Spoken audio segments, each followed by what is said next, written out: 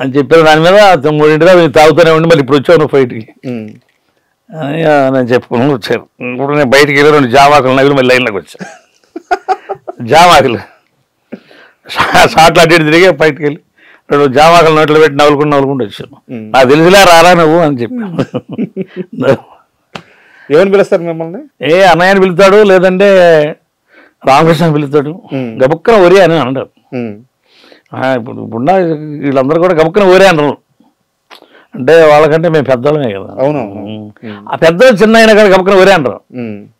నాకు అది బాగా నచ్చుతుంది. మన వాళ్ళు ఒరే అని గబుక్కన పిలవరు, పేరు పెడతారు. లేదు ఇంకా బాగా ఇప్పుడు మహేష్ బాబు వెళ్ళ బాగా ఇంకా బాగా దగ్గరగా ఉండి ఆ కర్రోడు అని పిలుస్తారు, లేదా గుండోడు అని పిలుస్తారు. అలాగే సరదా నవ్వుకుంటా అట్లా పిలుస్తారు. బాలయ్య గారు అయితే ఆ రాకేష్ నాయుడు రమ్మని చెప్పండి, రాకేష్ నాయుడు రమ్మని చెప్పి అట్లా అట్లా సరదా పిలుస్తూ ఉంటాను.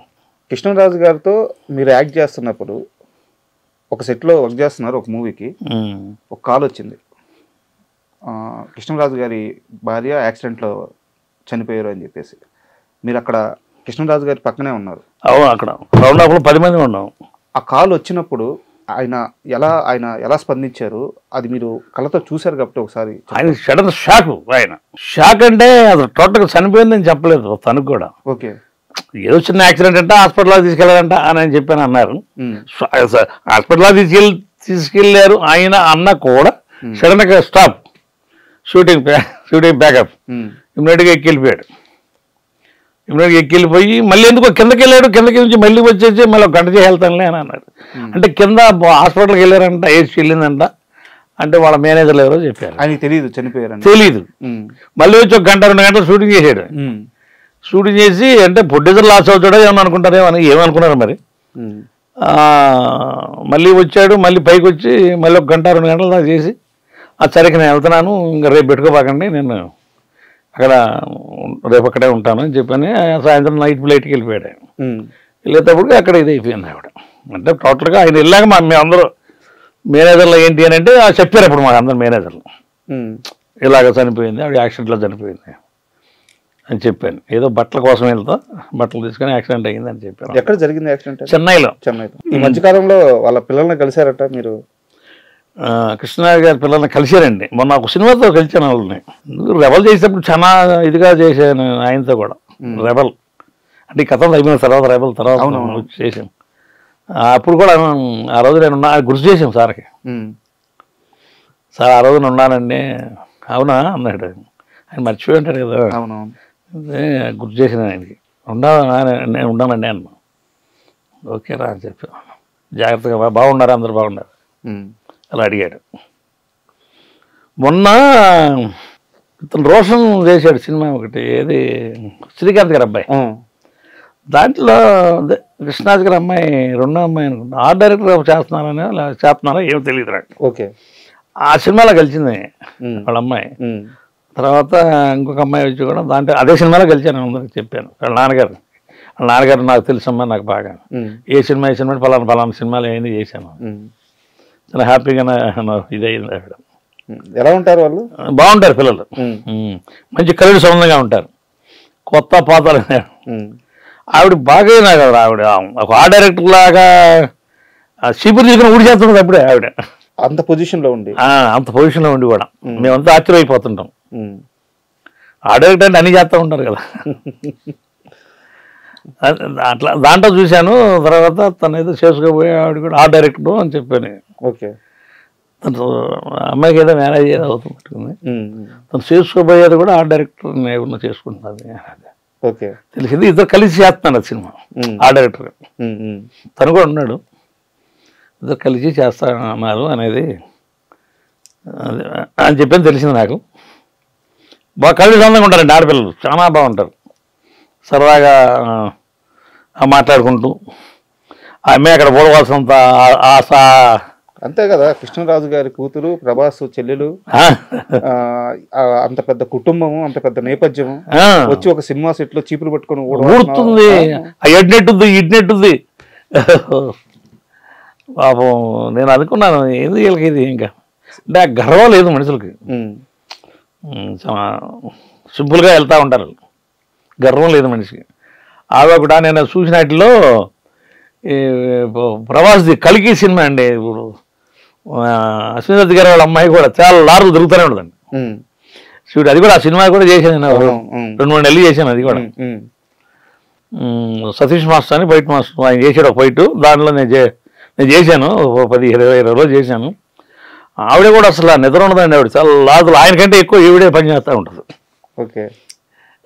వాళ్ళ హస్బెండ్ కంటే కూడా ఎక్కువ ఈవిడే పని చేస్తూ ఉంటుంది. ఎక్కడ ఎవరి నుంచున్నా కానీ నా దగ్గరికి రైట్ తెల్లారుతో నైట్ కూడా. ఒక సినిమా అంటే పిచ్చి అంతే. అంటే వాళ్ళే ప్రొడ్యూసర్స్ కదా. అశ్విని గారి అమ్మాయి, ఒక్కతే అమ్మాయి అనుకుంటాను. నీకు మేనేజర్ కూడా అలా తిరగడు. ఓకే. ఆవిడ ప్రతి మనిషి అమ్మో ఎడిపోతే మళ్ళీ ఈవిడ వస్తుందేమో అన్న భయంగా అందరూ అట్లా ఉంటారు.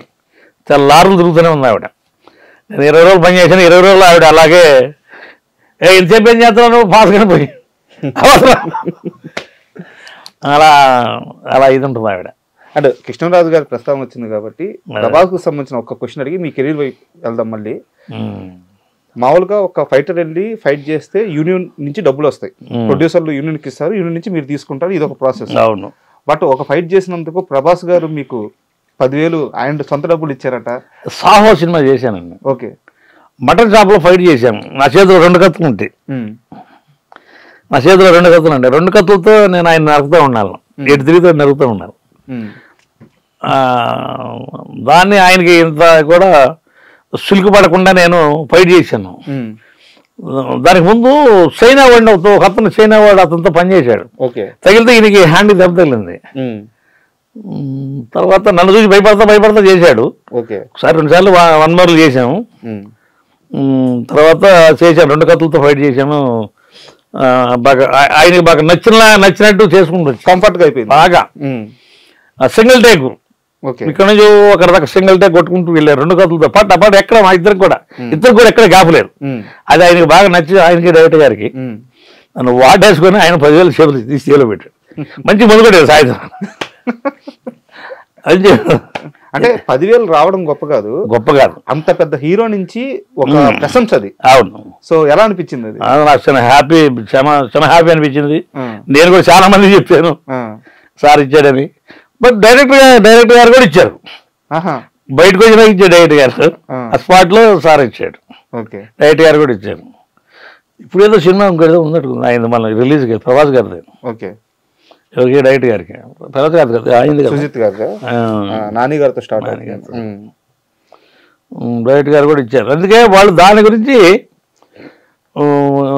చైనా మాస్టర్ యుద్ధం చేస్తూ ఉన్నాడు, ఒకే టేక్లో చేయాలని దాని గురించి చాలా మందిని పెట్టి వాళ్ళు రోజు డెమోలా చేస్తూ ఉన్నారు. మనకు అలవాటే మా గురువు గారి దగ్గర, రాజు మాస్టర్ గారి దగ్గరికి ఇక్కచ్చిపోయట్లేదు. ఆయన మిమ్మల్ని అందరూ రుద్ది వదిలేసి నా కొడకలారు పొండి బతకండి ఈ అలవాటు అయితే. నాకు లాస్ట్లో దొరికాడు మాస్టర్ గారు. బాగా ఒరిస్సా సినిమాలు బాగా చాలా చేశారు రాజు మాస్టర్ గారు. ఆయన ఇవన్నీ బాగా మనం రుద్ది వదిలేశారు.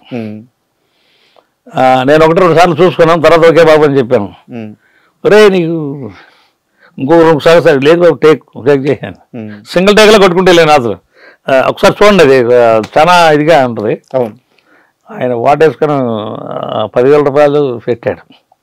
తర్వాత అక్కడ నుంచి బయటకు వచ్చినాక డైరెక్ట్ గారు 10,000 పెట్టాడు. కంటిన్యూ 10 రోజులు వచ్చి కూర్చొని తిను అంతే, నువ్వేం చేయదు. డైలీ పేమెంట్ తీసుకురా, డైలీ పేమెంట్ నువ్వేం చేయదు కదా, చాలు నాకు ఈ మొక్క చాలు. ఇంకో 10 days పైటంలో వచ్చి డైలీ వచ్చి కూర్చొని తిని ఇది తీసుకొని వెళ్ళిపోయాను. 10,000 ఫుడ్ పెట్టాడు మాస్టర్ గారు. మాస్టర్ గారు అయిపోయింది. అవి కాదు, వాడు డైలీ వస్తాడు, ఏడేకి వచ్చి అటు తింటాడు, కూర్చుంటాడు. వాడిని ఏం మీరేం అంటే అది బాగా నచ్చింది వాళ్ళకి. అలా